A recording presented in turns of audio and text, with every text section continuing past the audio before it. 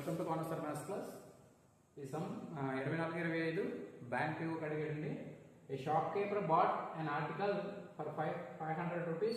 At what price should we sell the article to make 28% profit అంటున్నాడు. ఒక వ్యాపారం వస్తున్న 500 రూపాయలు కొని ఎంత కమ్మితే అతనికి 28% లాభం వస్తుంది అంటున్నాడు. నాకు ఆప్షన్స్ ఇచ్చాడు ఇక్కడ.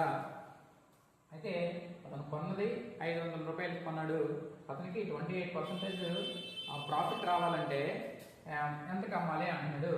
చాలా ఈజీ, 2 seconds ఆన్సర్ చేసి సమ్ని 500 రూపీస్ కొన్న వేళ ఇంటూ అతనికి లాభం 28% రావాలి.